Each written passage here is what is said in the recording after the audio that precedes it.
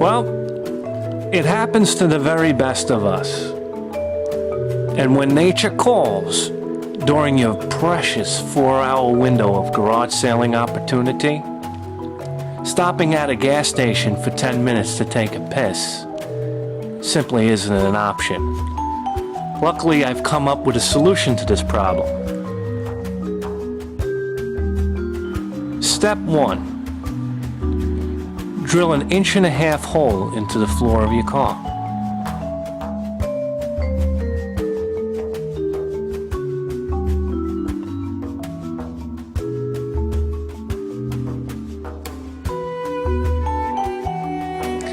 Step 2.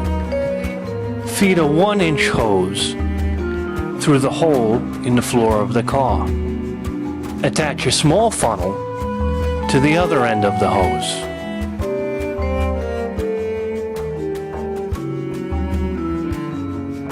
Step 3.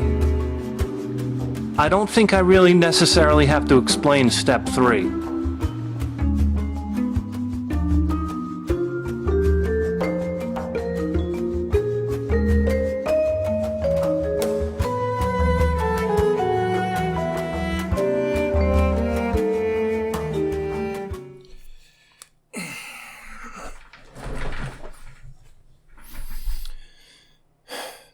You can feel it, can't you? YouTube is dying. I know it, you know it, everyone knows it. Everything that used to make YouTube great, fucking fantastic. The reason why we all still come here to this day. YouTube really used to be rather great, wasn't it? But not anymore. Not anymore. You see, slowly but surely, the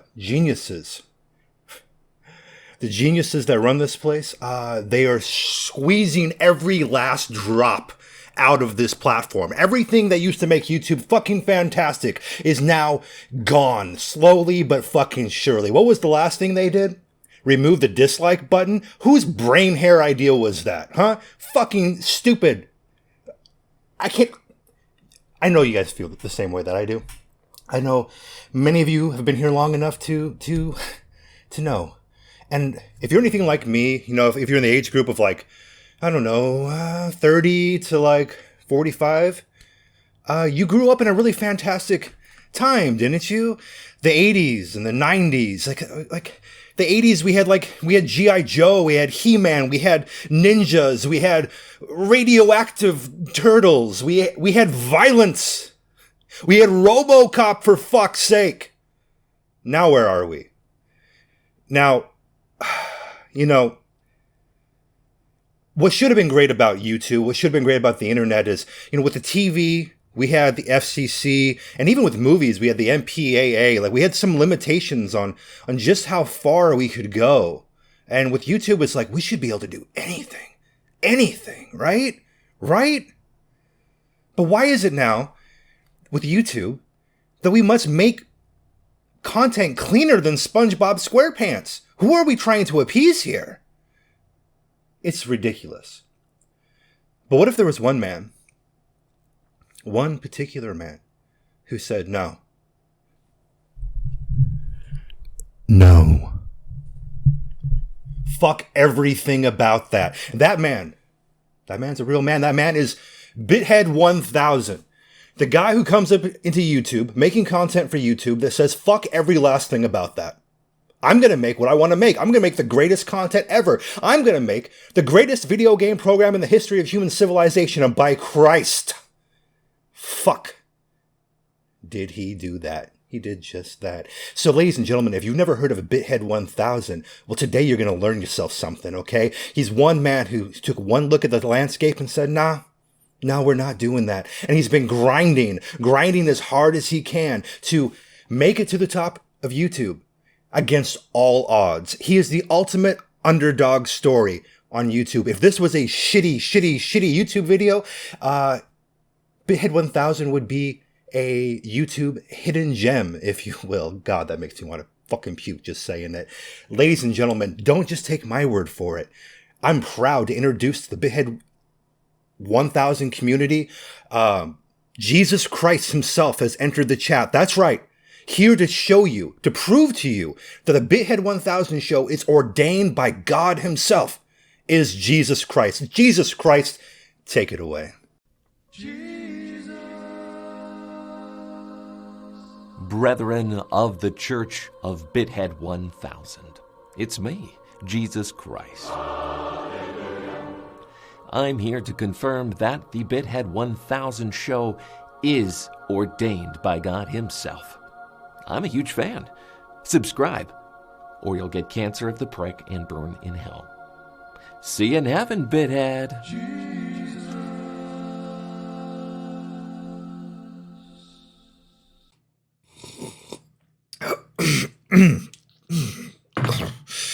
Is that made out of fucking battery acid? Sip of coffee for Jesus Christ himself, showing up to confirm that the BitHead 1000 show was indeed ordained by God himself. Pretty rare occurrence for him to show up, but, thank himself that he did. Guys, if you haven't figured out the purpose of this video just yet, it's twofold.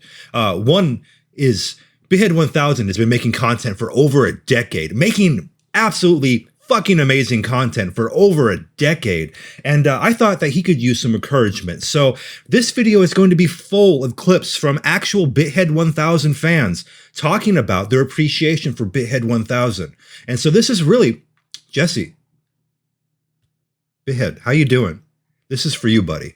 But the other purpose is, in case you've never heard of this YouTuber before, listen to his fans. I think if you're just now discovering him, you're just now finding out that you're missing out. So the first person that we have coming up on this docket to talk about how much they love BitHead 1000 is a guy named Rex. Rex was the first person to immediately make a video for this project. So Rex, thank you very much. Rex, take it away. All right. Well, when I think of BitHead 1000, I think of the very first time I saw BitHead 1000. That was, gosh, probably 10, 11 years ago. There's this message forum that I read every now and then. It's a gaming forum, but it's about finding gaming deals. And in that forum, someone posted a video called "It's Not Pleasure Boating, It's Sharkin'." So I click on it, and it's this guy named BitHead 1000. He's surfing on Craigslist, and he sees this ad for a guy that's looking to buy video games, N64, Super Nintendo, that kind of stuff. So he calls the guy, and BitHead 1000 basically says, "Oh, I've got a bunch of Super Nintendo and N64 games," and he starts listing off like common games, like I've got Super Mario World, I've got Donkey Kong Country, stuff like that. And every now and then he slips in like a rare game, like, "Oh, I've got Ogre Battle, I've got Earthbound." So he gets through his list of games, and the guy offers him like $20. So BitHead 1000 says, "Yeah, that sounds great.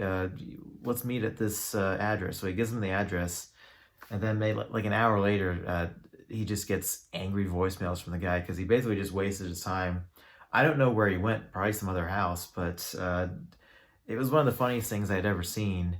And from that point on, I was a subscriber, and I watched every video ever since. For me, though, I think part of the early reasons why I watched him was he was one of the few people that actually did garage selling videos at the time. And yeah, I know now everyone in the world fucking does these things. But at the time, there was very few people that were doing garage sale videos, in particular, like looking for video games. Because me at the time, that's what I did. And I still do it to this day. But I think my favorite BitHead videos, because of that, he did this series of videos called the Garage Sale Tip of the Day. And I think there was like 5, 6, or 7 of them. There wasn't that many. And maybe he just meant those to be fun and silly videos, but I got a lot of great information from those videos, stuff that I still carry with me to this day. Like, one of the things I remember and I always think about is he said something like, "Well, if you want to have a bad day at the yard sales, go to a rich neighborhood. If you want to have a bad day, go to a poor neighborhood. If you want to have a good day, go to a middle-class neighborhood," because the mentality of a middle-class person is different from everyone else. And he's 100% right. And to this day, I still keep a lot of his wisdom with me when I go out garage selling. So anyway, just wanted to say that and just say thanks, BitHead, for all the years of laughs and entertainment and wisdom. So thank you. Thank you very much, Rex, for taking the time to do the Lord's work, to send in your submission. I really appreciate it. And I'm right there with you, buddy. Like, his early garage sale video game collecting footage was absolutely amazing. Really, I've never seen anyone else quite like him. CJR is pretty close, but the finds the BitHead used to get were mind-blowing. Like, if you guys haven't watched his early content where he did a bunch of garage selling and got a bunch of video games, you really are missing out, because like the prices he got were it's pretty much theft. Like, it's fucking amazing. Like, it used to be so exciting. And you're right, his advices on how to get good prices was golden. So yeah, I'm right there with you, man. But ladies and gentlemen, not to waste any more time, our next person on the docket, the next person who's going to chime in on why he likes BitHead 1000 is none other than Classic Gaming Quarterly. So Classic Gaming Quarterly, the stage is all yours. Thank you so much for sending in your clip. So I don't remember when it was that I started watching BitHead's show. There was a thread dedicated to his show on one of the video game forums that I used to go to. And that's how I started watching his videos. And probably same as the rest of you, I just thought he was hilarious. And I went back and watched pretty much his entire back catalog, starting with episode number 1. And, you know, I didn't know that the story he told in episode number 1 about why he started his channel wasn't true. I didn't find that out because I never asked him. Like, we would trade emails back and forth sometimes, but I never wanted to bring it up because if it is true, it's not the kind of thing you want to ask somebody. And then he did a podcast. He was like he was a guest on a podcast a few years ago. And, you know, he mentioned that he made that story up. But until then, I was always like never sure because it was pretty believable. But anyway, so I mean, I've been watching BitHead's show for a really long time.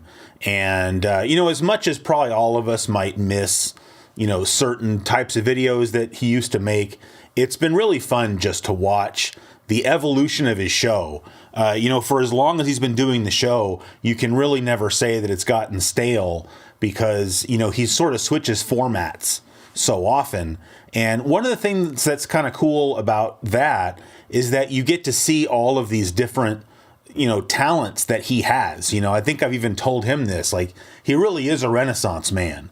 I wish I had as much talent in, you know, my whole body as he had in his pinky finger.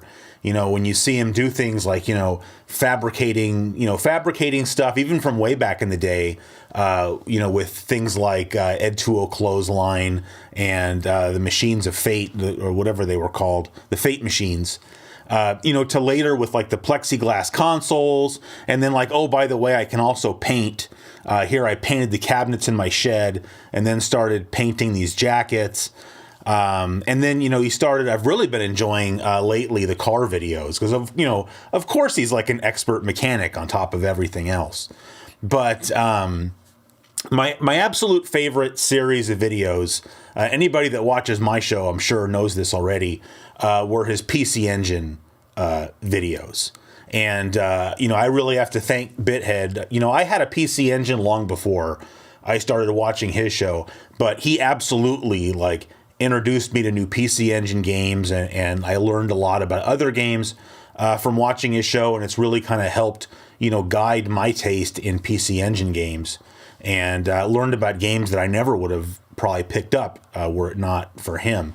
And that kind of leads me to, you know, what I think is probably my favorite moment of the show, which is kind of my favorite video of his. I can think of tons of things that he said over the years that just, you know, made me laugh uncontrollably. But, you know, it's really hard to go back and find those.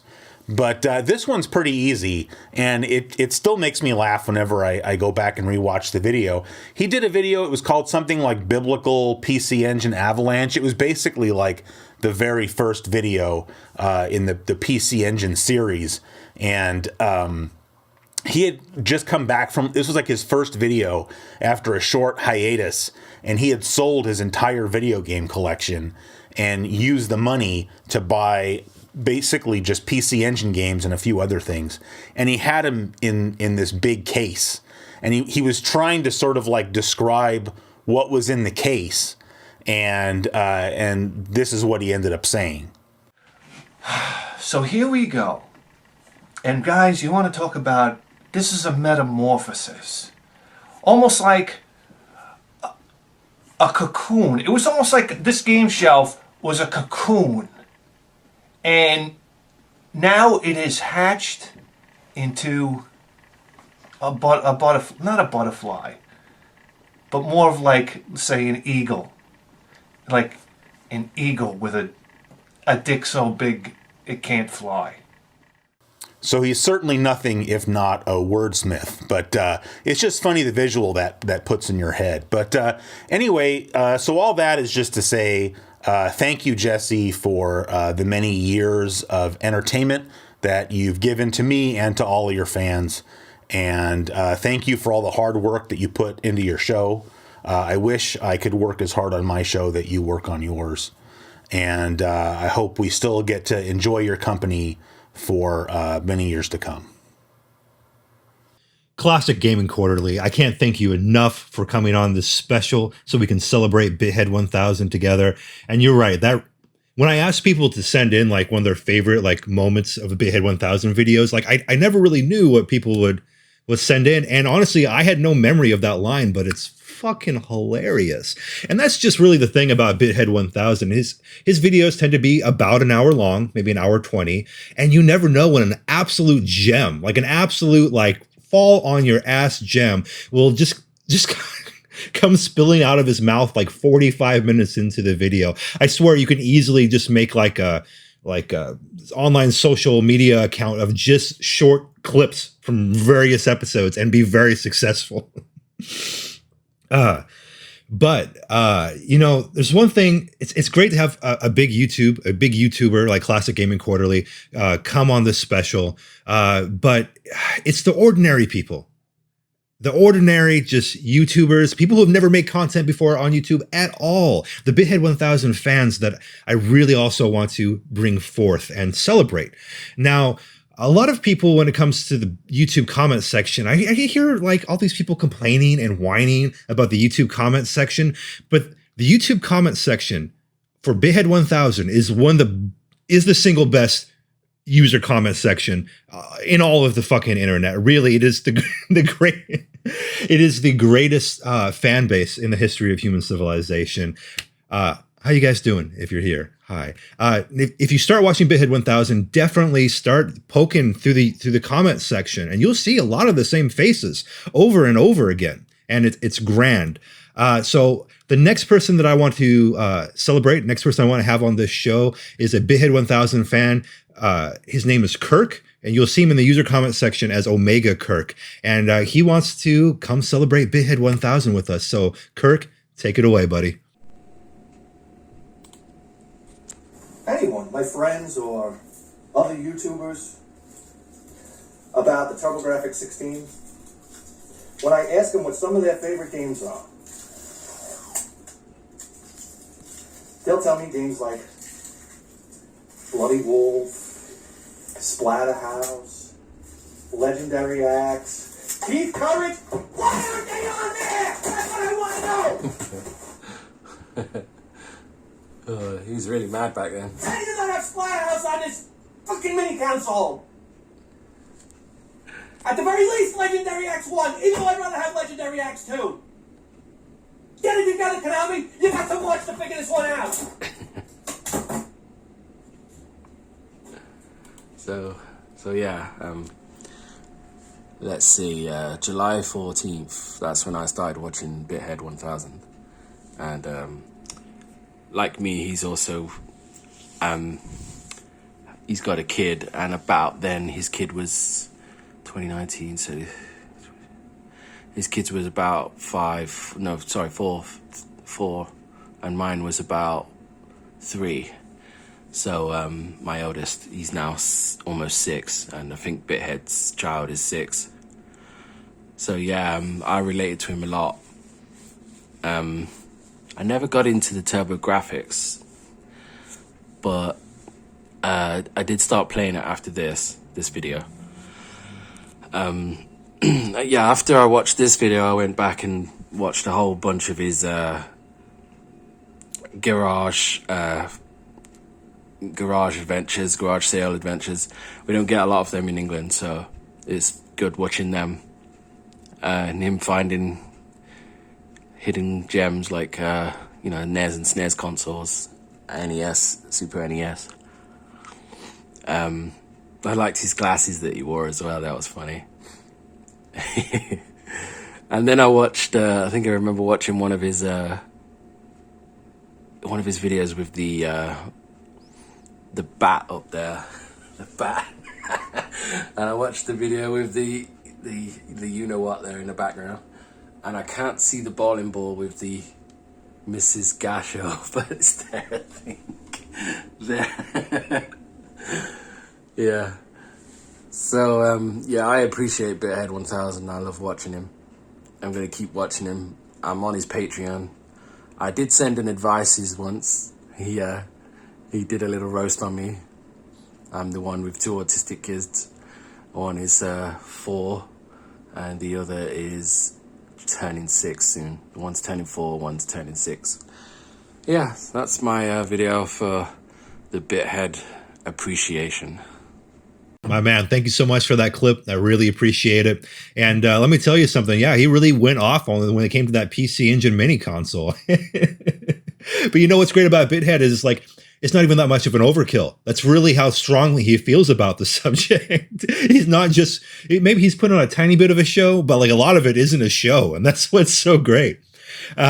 So thank you very much. Our next person up on the docket is Stowaway J on YouTube. That's look in the YouTube comment section. You'll find him, and he is from Florence, Alabama, and he wants to take a little bit of time to show off his video game collection because he was inspired by BitHead to really ramp up his collection. So Jay, take it away.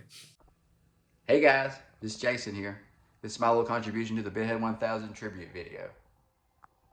So I felt like the best way that I could pay tribute was to show some of the things that I've picked up and or collected while watching BitHead over the years.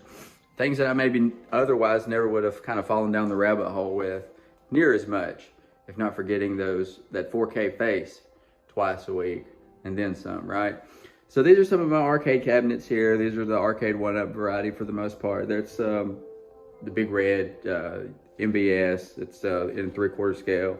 All these are, some of these are modded and have extra games on them, that sort of thing. But more so, as far as BitHead is concerned, I've picked up, as you can see, all kinds of controllers for various systems that I have.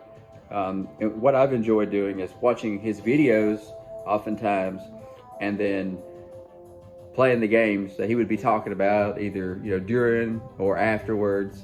I got a 3DO here that's been modded with the optical disc emulator, and then that's a Super NES and then an N64. Both have EverDrives. Xbox OG and a PS2 both have hard drives.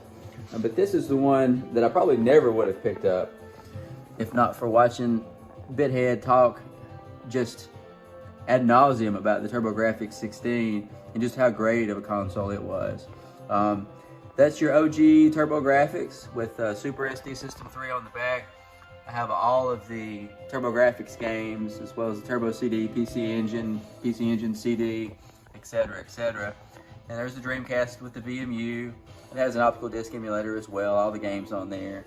And then here's another one that I probably would not have picked up if not for hearing BitHead talk about the variety of great shooters on the Sega Saturn. I just chalked the Saturn up to another also ran as far as that 32-bit generation went. I had a PS1 and I had a 64, but nobody I knew had a Saturn. So it's one I'm glad I gave a try to. This is the Derby Stallion Edition Saturn. It's got a Terra Onion mode in it, and I've got the 4 gig card on the back there. Another arcade cabinet here. And then here's the PS1 with the I don't know, this little VMU type deal here thing I picked up for it as well. Pocket Station is what it's called. But anyway, I was inspired by BitHead doing his clear, transparent shell systems. Obviously, this is not one that I've made, but I've picked it up all the same because to me, nothing screams that 90s aesthetic more than translucent consoles. It has a X station on it and PS1 digital. It's HDMI out. So I've really enjoyed playing with that. And then there's the analog version of the Sega Genesis with a Mega Overdrive and a Wii and just a variety of newer consoles, PS3. Here's the retro USB AVS, which I have an Everdrive in it as well to play all those NES games. Pardon the dust. But yeah, these are just some of the things that I've enjoyed picking up and playing since watching BitHead. Like I said, I never would have fallen down that rabbit hole near as much. And I really appreciate it. Keep doing what you're doing, Yesy. So as far as the video goes, I thought it would be easier to do a little picture-picture. And I'll let the video speak for itself. But it was one of the first ones that I ever saw. And just hearing someone recount a childhood memory that mattered, that meant so much to them, and it had with such passion in doing it, got its hooks in me, and I've been a huge fan ever since. Again, keep doing what you're doing, Jesse, and we really appreciate it.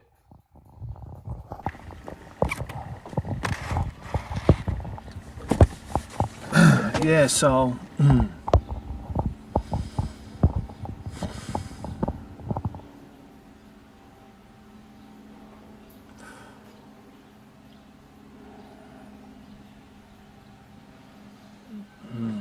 yeah, okay, so the blue girl. That's what I called her. I remember it was a Friday, and I came home from school, and there was a box on my patio, and a stoop, and I knew what it was. It was the Turbo Duo. And now I had invested a lot of money into this thing. $399 plus I bought a you know, old habits die hard, man. I bought a cheap game. I bought Fighting Street, which was the original Street Fighter. And I remember coming home from school and I saw that box, and I mean, as pathetic as this sounds, one of the greatest moments of my life. I mean, I invested everything into this thing. As a kid, $350 probably with tax, $360 for a kid. That was like, it was like I pulled off the crime of the century or something. That's the way it felt. And I get inside, I open the box, and there it is, the Turbo Duo. I mean, I had a smile from ear to ear. It was everything I could take. You know, my father, when he bought a new TV or a new VCR, sometimes he wouldn't hook it up for days. I was like flabbergasted by that. I was like, don't you want to see it? Don't you? And then you realize when you get older that shit's just not important anymore. God almighty, especially if you haven't got married, you got a house and the kids. Life just gets so cluttered. I mean, I guess you just don't get excited about things like that. Anyway, I couldn't pull this Duo out of the box fast enough. And I mean, man, did it look like I was pulling like, you know, a 427 Cobra out of the box. It was just like sexy lines, and it was just a beautiful system. And here it was. I was the first kid on the block with a CD game system. Multimedia. I mean, this was it. This was CD technology. I mean, this is where it was at. And I had to use the TV in the living room. What a drag! Shortly after I got the system, my aunt gave me a color TV for my own room. Oof, what an upgrade! For a kid my age, that was like the biggest. I could get away from my sisters. I could get away from my father and my mother. You know, because everybody wanted a shot at the TV, but I just got home from school. My mother was doing something in the kitchen. I was like, oh, the TV's mine. It's mine. And I got this baby for the weekend. I could just submerge myself in it.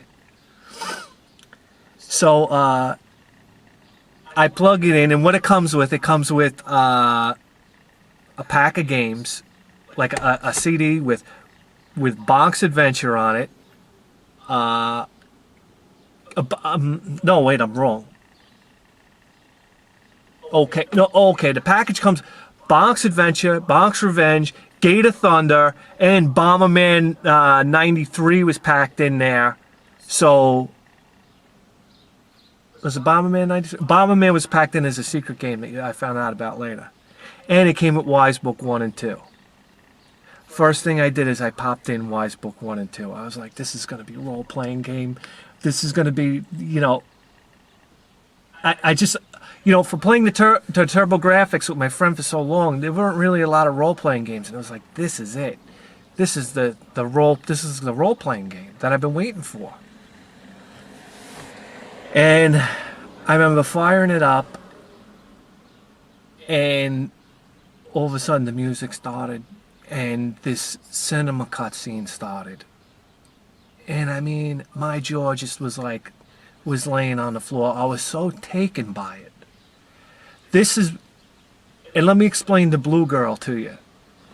It was this really nice cutscene, the music's boogieing, you know, and then all of a sudden, there's this huge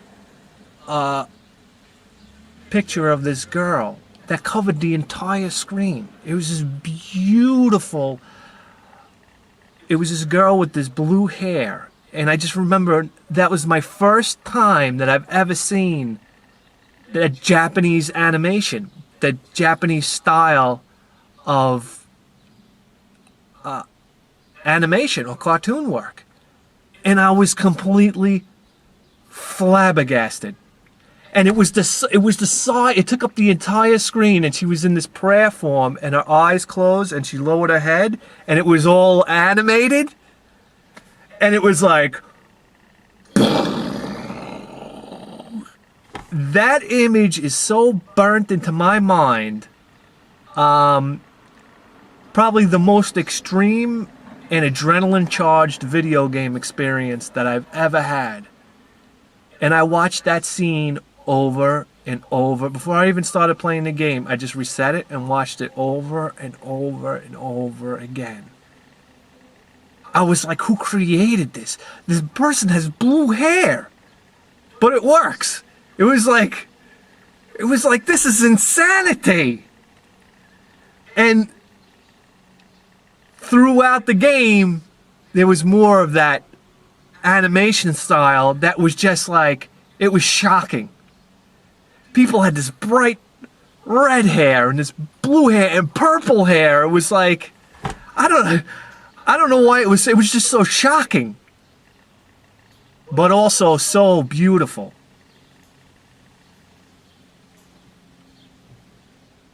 And then I called up all my buddies. Get over here, and that's it. I was King Cock on the block. It was like I had the high caliber weapon on the block. And for the first time in my video game career, I wasn't a loser. I didn't have the system that was, you know, already beat to death. I had the latest and the greatest, baby. Super CD power. And it was just like, people would just flood my house to come check it out. My buddy Phil was coming over. My buddy Rex was coming over. It was my buddy Steve was coming over. It was like everybody wanted to see that incredible, you know, animation and capability and music.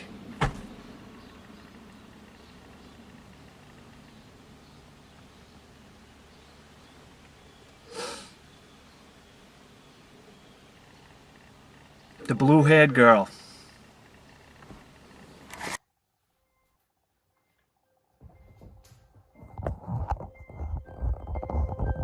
Gotta love that Shadow of the Beast soundtrack. I think we'll cut it here. Most of you have seen, surely all of you have seen the great artwork that he did.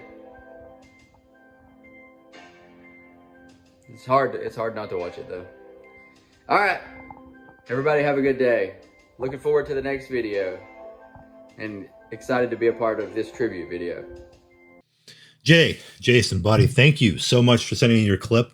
You have a nice collection, sir. It's really quite posh, if you will. I would say it's impressive, but I don't know about you guys, but like I no longer live to impress other people. Like I got my little humble collection behind me. I got like a bunch of systems hooked up, and I love them.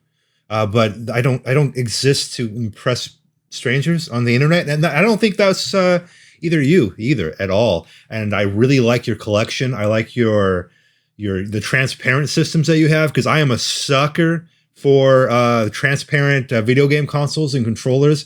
I know it's maybe wussy, I don't know, but the transparent Hello Kitty Dreamcast that was only released in Japan is top on my list. I know it's maybe silly shit, but I love the transparent consoles.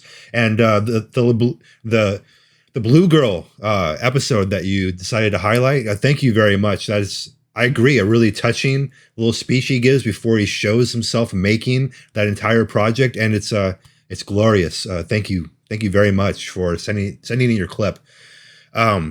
So up next on this magnificent little project that I'm putting together is a guy named Chris. And you know, when I announced this project, I was kind of unaware how many people would not want to show their face or even their voice on the internet, and there's actually quite a few of them. And, you know, I guess that makes sense. On one hand, people do it for privacy reasons. And on the other hand, maybe they just don't want to do it. They've never made content of any kind before. So for a lot of people, making content for this project was really taking them out of their own comfort zone. So thank you for doing that. And when Chris first hit me up, he told me, hey, I don't want to like show my face or my voice even. And I'm like, at first I was like, you know what, just don't bother. But I'm so glad I changed my mind, because his clip is coming up next, and it's actually one of my favorites in this entire video, if not my actual favorite. Like he did a spectacular job. So Chris, the stage is all yours.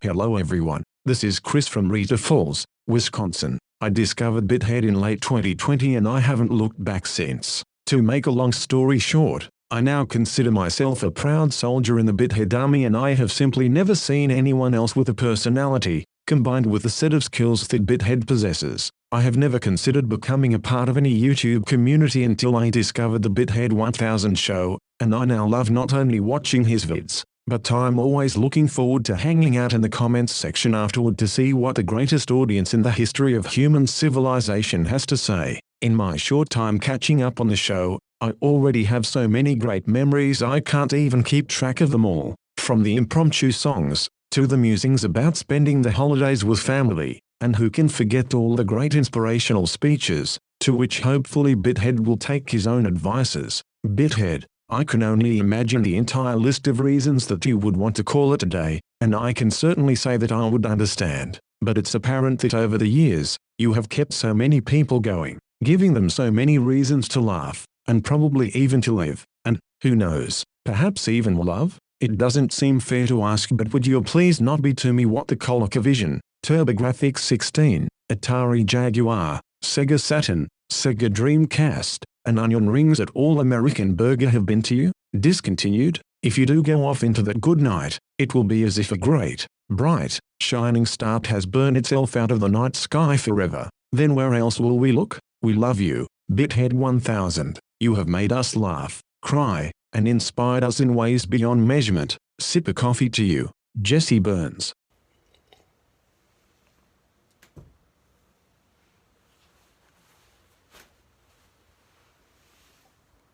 Chris, that was wonderful. That was truly spectacular. Thank you very much. I'm glad that you made your submission. It was fun. It was, and had a lot of style and flair. I liked it. So coming up next on the docket for this special, we have a guy named Paps, and I'll just put his username right here.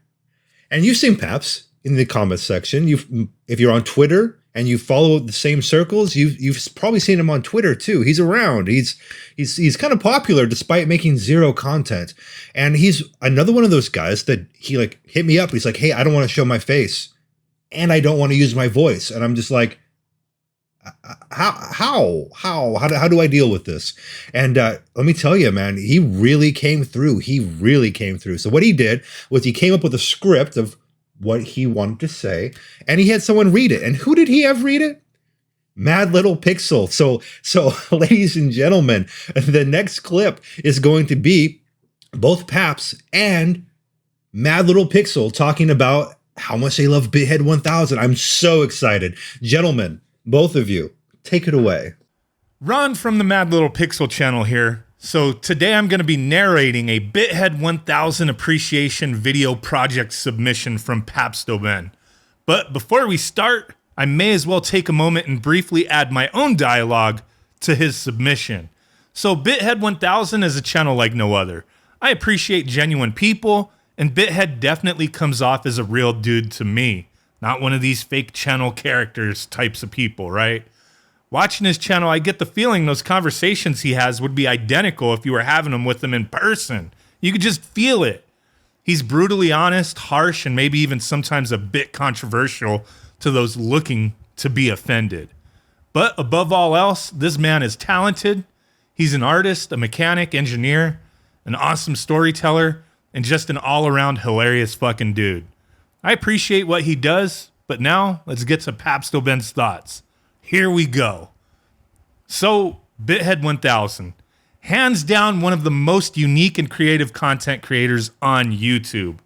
5 years ago, a friend of mine and I were talking about YouTube channels we subscribed to.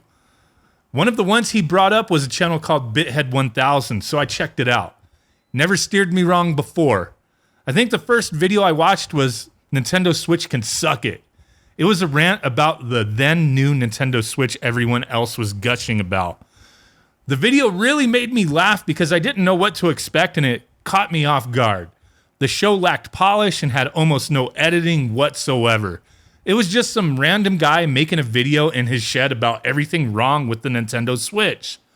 A lot of the things he griped about was more directed at Nintendo specifically as a company, and they were the same things I also complained about. So after watching that video, I started working my way backwards in the catalog till I got to a video called BitHead1000 Megamix. It was a highlight reel of all the best moments of his show that had been going on for 5 years, and it was all internet gold.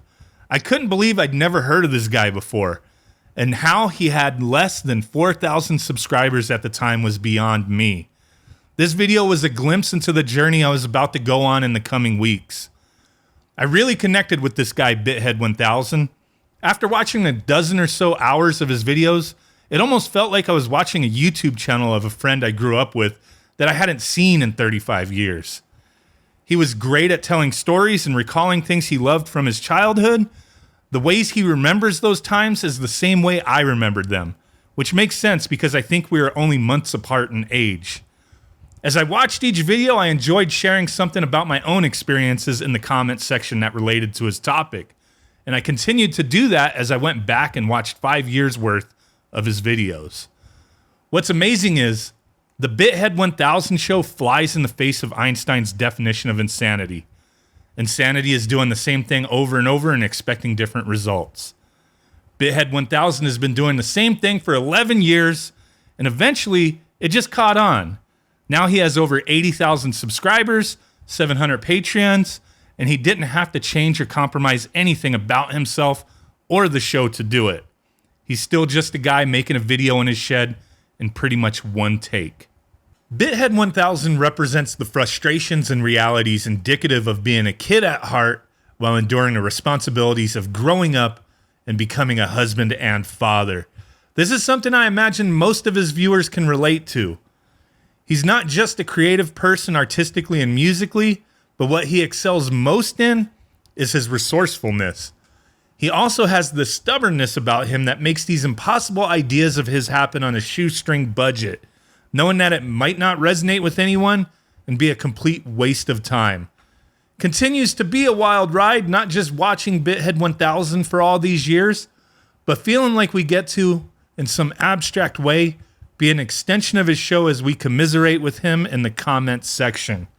I admire Jesse's determination to keep doing the thing he aspired to do over 10 years ago, no matter how slow and uphill the battle was, no matter how frustrating it has been to deal with the changing culture, and knowing that in an instant, YouTube or Patreon could shut him off and take it all away. I appreciate and treasure every day BitHead1000 keeps the fight going. I hope one day when our kids throw us into Happy Sunshine, the old folks home for parents nobody wants to deal with anymore, BitHead1000 is also there, sitting in his wheelchair, dribbling out the side of his mouth as he recounts his gaming adventures. Thanks, Jesse, for being an inspiration to me. Signed, Papstoben. Papstoben, MadLittlePixel, so great that you could make an appearance, that you could put in your 2 cents. And MadLittlePixel, I really do have to agree. I think probably one of the best things, if not the best things about BitHead1000 is just how real he is. Now, there's a certain breed of brash individuals that I suppose I fall into. And let me tell you, real appreciates the real. And so many people walk around this life putting on a front. They're just saying what they have to say to get along, I guess. And sorry, I respect realness over that. And especially on the internet, like if you're an online entertainer, you feel like you have to just not piss anyone off. And let me tell you, in current year, having any opinion whatsoever is going to piss someone off. Just speaking your mind, risk pissing people off. And that's why I love someone as brash as BitHead1000. It's just like, nah, dog, I'm gonna be real as fuck. Also, Paps, thank you very much for your great speech that you gave as well. It's so great for the both of you to come forward. And so in today's special, we only have one more person that's going to chime in. One more person gave a submission, and I'm, frankly, it's a nice little guest to finish the video off with, and that is the HappyConsoleGamer. Now, I love the HappyConsoleGamer. In fact, I love all the big YouTubers that came in and made content for this video, and I'm just so excited to have the HappyConsoleGamer throwing his 2 cents. So the stage is all yours, and I can't wait to show this content with everyone else. So I was asked if I want to be a part of an appreciation video for BitHead1000, and I said 1,000% I'm in. And there's a lot I want to talk about, and yeah, some appreciation that I want to give, and yeah, I really want to come in today and just talk about this for sure. I first saw Jesse's videos, my God, it must be 7 years back. Somebody tagged me one day and said, John, you've got to see this guy's video. And I'm like, okay. And it was called The Blue Girl. And I'm like, what is this? I had no idea what I was watching. This guy sitting in his car, he was talking about something, didn't know what it was, clicked on the video. My God, a kindred spirits, because somebody my age, other than me and a few other people that I know, were talking about their first experiences playing eSports 1 and 2 and what it meant to him. And the one thing that I can say, when I watched his video, I knew 100% this guy loved this game. He loved it. There was no bullshitting. There was no crap about it. He loved eSports 1 and 2. I could see the passion, and I could instantly relate. And it's, when I first came onto YouTube, I was hoping I would see a lot more channels like BitHead1000, and there wasn't enough. There wasn't that many. And I'm like, where's all the guys talking about eSports 1 and 2? I can't be the only one. And so it was very refreshing to see his video, hit subscribe, and boy, was I in for a ride after that, because I didn't really know this guy. And through the years, I've got to understand him. And he shared so much of his life with the camera in the most rawest form I have ever seen done on YouTube. Really. The most honest I've ever seen anybody be on YouTube. Sometimes it is so intense that it is just a wonder to watch. It's like, wow, this guy's been so open and just letting it all out. And I really start to get suckered into these videos in the greatest way possible. But yet it was such a roller coaster ride. And I remember saying to my wife at one time, because we'd be watching him, and I'm like, is this a shtick? Is he just playing everything up? And the greatest conclusion that I came to, and we both came to, was, no, this is exactly the way he is, and I wouldn't want it any other way. I love it. I love his rants. I love it when he loses his mind. I love it when he screams and shouts. I love it when he has a really intimate moment, a profound moment. And there's some profound moments on his show that you don't get anywhere else online. Nowhere else online do you see such raw emotion. And man, just after a sip of coffee, you never know what's going to happen with this guy. And it's intriguing, and I always love to tune in. And what I like too is that he like plays and likes all of the same games that I grew up with. And he goes on and on and on and on about them the same way I do on my channel. And we have very different channels in how we do things, but I think the core foundation of our passions are the same. And yeah, man, if there was ever a war, I'd want that guy on my side, in my trench, man. I really do. And I really have appreciated your show. And I'm saying that directly to him now, Jesse. I've really appreciated your show and everything you've done over the years. And I know YouTube is very frustrating. I know. Trust me. I know. But I mean, I'm still happy you're still doing the show and that you're doing it for so long and such long episodes. It's incredible how long your episodes are, and you just stream of consciousness. You just go for it. That's what I do. I didn't have anything written down. I just decided to come in. I knew I had something to say, and I just said it. The one thing that I did bring in with me, though, that I want to thank him for as well. When I was a kid, it was a story time for me. When I was a kid, and I would go into the record stores and stuff like that, and music stores, I would always see the artwork. And I always adored the artwork, but I never listened to the music. I don't know. Just one of those things that never, ever happened for me. And then I saw a couple of episodes of his where he was talking about this band, and he started playing it. I think he got some copyright strikes for it. Unfortunately, he had to take one for the team on this. But I listened to the music, and I'm like, this is pretty damn good. Like, wow. But, you know, I thought, I'm going to jump in. So I bought the vinyl of this. And oh my God. Iron Maiden, Power Slave. I bought this watching his episode, and I thought, okay, we'll give it a go. Man, I played this on Thanksgiving Day. It must be about 2.5, 3 years ago now. And I had quite a few drinks that day, and I was like, this is the best band ever. And it wasn't just the drinking. Since then, I put this on all the time, and I really enjoy Iron Maiden. I especially enjoy Iron Maiden now, more so than what I would have in the past. If I had listened to it in the past, it was just the time period. Where now, because bands like Iron Maiden, it's like that's something of the 80s now, right? It's so awesome to listen to them. I jump right back into the 80s, and it feels so good, and they are so talented. And I want to thank Jesse for this as well, for introducing me to Iron Maiden, a band I've always known about, but never listened to. And I got to listen to, and I've really, really enjoyed it. But I just wanted to come in and just say that, definitely appreciate your show. Thank you for always doing it. I know you get up really early in the morning and have your coffee, and there's always a story to tell. There's always a story to tell, and I love the stories from your past, from your present. I love the old stories of video games, games that you like, games that you don't like. It's always interesting and refreshing, and definitely continue to do the channel. So yeah, that's my little thing. I'll pass it on to the next person who wants to give some appreciation to BitHead1000.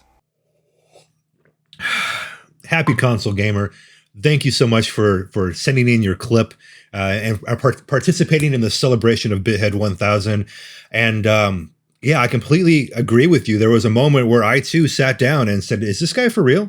Is this really who he is? And I came to the same conclusion. I think early on, maybe he was trying to ham it up and have a little bit more of a persona. But then as he spent more and more years on YouTube, I think he just kind of congealed into who he really is. And it's quite simply fantastic. And unfortunately, I've never really been into PC Engine, but for those guys that are really into PC Engine, man, BitHead1000 is definitely it. I don't really have this planned out, but let me just talk about my history with BitHead1000. I found him actually, ironically, one day when I was looking. I had bought an Atari 2600 and it had the paddle controllers, and he had a whole video on how to fix them because I think frequently these things are broken, and mine was the same situation.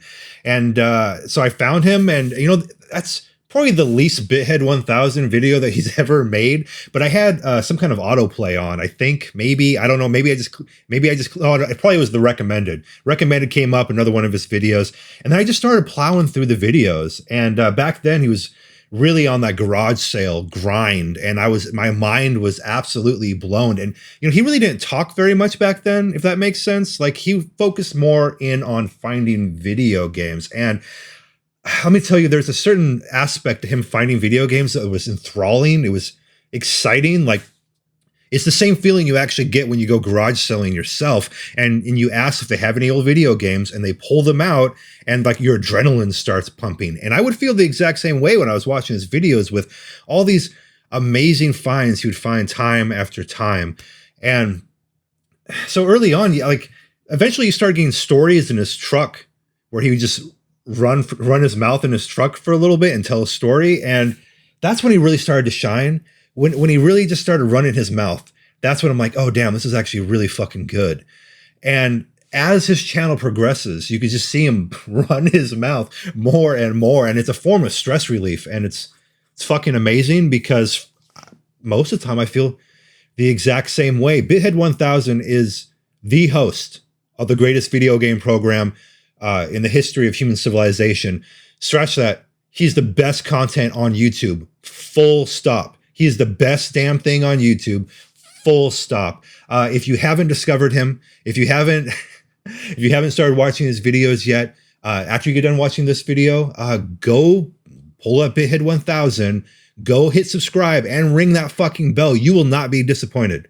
You will not be disappointed. So everyone that participated in this project, I want to thank you so much. You didn't have to do it. You took the time out of your day to do it. And it really means a lot to me. And hopefully it means a lot to BitHead 1000. BitHead 1000, Jesse, keep on doing what you're doing. You're doing the Lord's work. You really, fucking fantastic.